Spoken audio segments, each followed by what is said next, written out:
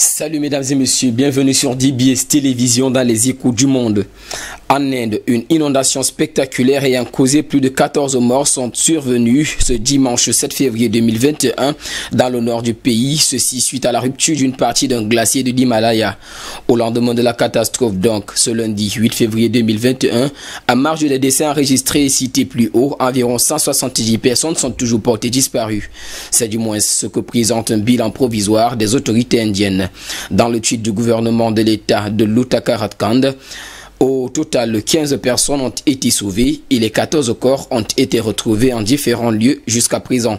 Selon des images prises par des habitants terrifiés, l'énorme masse d'eau a dévasté la vallée de la rivière Doliganga, détruisant ainsi tout sur son passage et submergeant un complexe hydroélectrique, tout en emportant également des routes et des ponts. À en croire un habitant, il y avait un nuage de poussière quand l'eau est passée. La terre tremblait comme lors d'un séisme. Rappelons qu'en 2013, des inondations dévastatrices dues à la mousson avaient fait état de 6000 morts.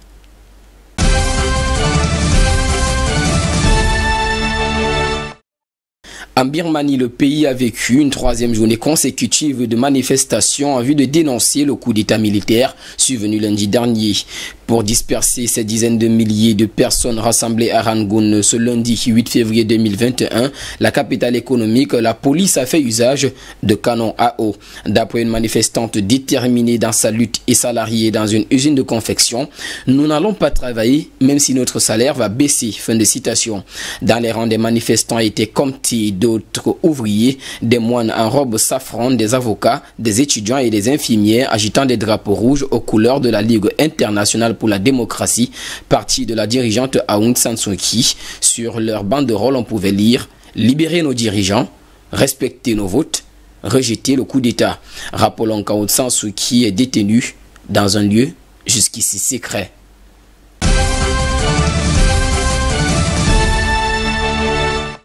En France, plus de 300 personnes se sont rassemblées le dimanche 7 février 2021 à la place Saint-Michel à Paris, ceci en vue de soutenir Julie accusant les pompiers de l'avoir violée.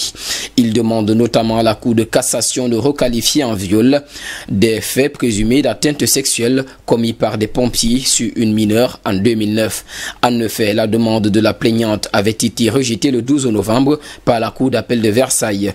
Âgée de 14 ans au moment des faits, Julie suivait un traitement médicamenteux lourd qui nécessitait de nombreuses interventions des pompiers, plus de 130 pompiers entre 2008 et 2010 pour son cas.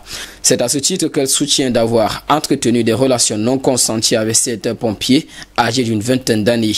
À la justice française de trancher sur l'affaire.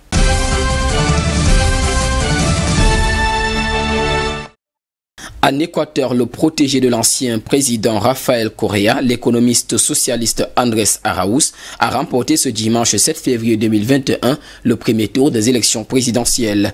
Il est suivi de l'avocat de gauche Yacu Pérez et le candidat de la droite Guillermo Lasso. C'est du moins ce que présentent les résultats partiels portant 83% des suffrages et communiqués par le Conseil national électoral. Selon les mêmes résultats, le jeune candidat de la coalition Union pour l'Espérance, Andrés Arauz, a obtenu 32,31% des voix. L'homme âgé de 36 ans devance ainsi l'avocat de gauche Yacu Pérez à 19,87%. Rendez-vous donc au 11 avril prochain pour le second tour des élections présidentielles en Équateur.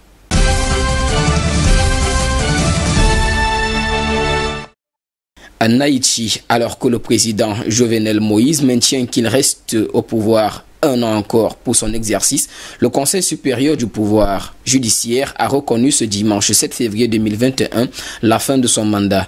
Alors que ce dernier assure également d'avoir échappé à une tentative d'assassinat, il est accusé par le Conseil supérieur du pouvoir judiciaire du pays de vouloir prolonger illégalement son mandat.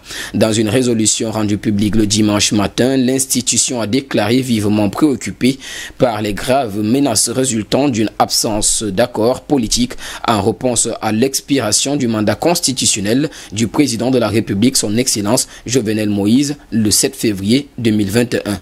Sur Twitter, le chef de l'État contesté a écrit, je cite, « Mon administration a reçu du peuple haïtien un mandat constitutionnelle de 60 mois.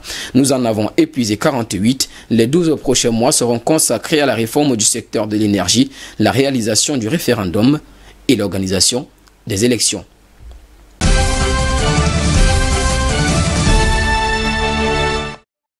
Et pour finir, au Chili, un policier, après avoir abattu le vendredi 5 février 2021 un artiste de rue dans une petite ville du sud du pays, se trouve en détention. Cet incident, produit alors que l'artiste refusait de se laisser contrôler par des policiers, a déclenché de violentes manifestations dans cette localité et suscité une vague d'indignation dans le pays. Par milliers, des manifestants sont venus dénoncer ce qu'ils considèrent comme une nouvelle affaire de violence policière. Selon la police, il s'agissait de légitime défense car l'homme portait une arme blanche. Et pourtant, selon des témoins, il s'agissait en fait de sabres de cirque dont les lames sont arrondies. L'officier de police arrêté vendredi dernier a été présenté samedi à un tribunal qui a décidé de le maintenir en détention jusqu'à ce 8 février 2021. Une enquête sur cette affaire a été ouverte.